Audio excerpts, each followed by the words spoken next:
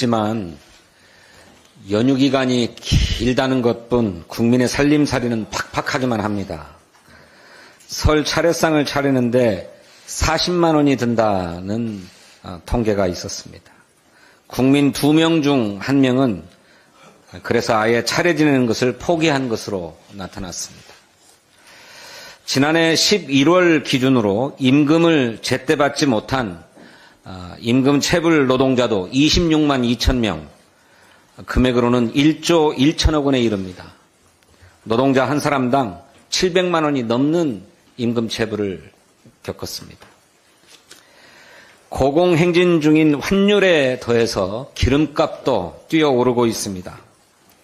비상계엄 선포 전 12월 2일 전국 평균 휘발유 값은 리터당 1,646원이었습니다. 그런데 이것이 1월 20일 현재 리터당 1,724원을 기록했습니다.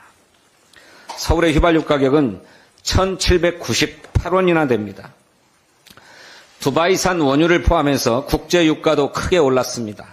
미국의 대러시아 제재로 당분간 안정세를 장담하기도 어렵습니다.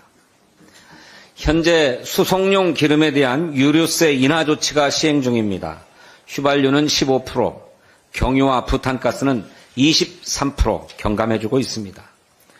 내수 부진에 신음하는 자영업자와 중소기업 등의 고통을 감안해서 다음 달 말로 종료되는 유류세 인하 기간의 연장을 적극 검토할 것을 제안합니다. 관세 폭탄을 예고한 트럼프 2기 행정부가 출범했습니다. 대외적인 경제 불안 요인에 더해서 내란 상황까지 겹쳐서 민생 경제가 정말 어렵습니다. 신속하고 과감한 추경으로 우리 경제에 신호를 줘야 합니다. 유류세 인하 연장 조치를 포함한 정부의 빠른 결단을 촉구합니다. 정부가 오늘 국무회의에서 초중등 교육법 등 3개의 법률안에 대해서 거부권을 행사할 것이라고 합니다. 국회에서 통과된 초중등 교육법은 AI 디지털 교과서를 금지한 법이 아닙니다. 학교에서 우선 교육 자료로 활용하면서 효과를 충분히 검증하고 효과가 있으면 안전장치를 마련해서 제대로 시행하자는 법입니다. 국회가 정부의 성급한 정책을 바로잡고 정부 정책의 실행을 돕기 위해서 교육 자료로서 그 법적 지위를 부여해 준 것입니다.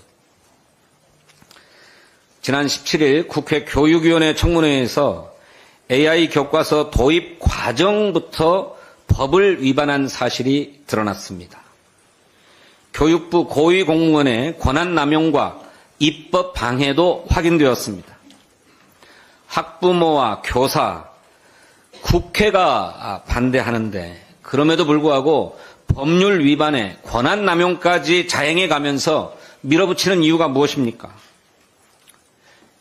이러니까 세간에서는 교육부 총리가 에듀테크 업체와 유착되어 있는 게 아니냐 하는 의혹까지 제기되는 것 아닙니까? 보도에 따르면 초중등 교육법뿐만 아니라 반인권적 국가범죄 시효 특례법과 방송법에도 거부권을 행사할 것이라고 합니다. 반인권적 국가범죄 시효 특례법은 국가 공권력의 책임성을 강화하고 국민의 기본적 인권을 보호하기 위한 법입니다. 방송법은 TV 수신료를 통합 징수해서 국민의 징수 편의를 제고하고 공영방송의 재정 위기를 극복하기 위한 법입니다. 도대체 언제까지 국회의 입법을 정부의 입맛에 맞춰 취사 선택할 작정입니까?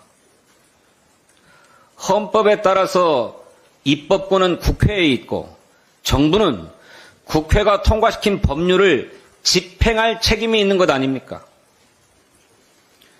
국회의 정당한 입법을 거부할 행정부의 권한은 없습니다.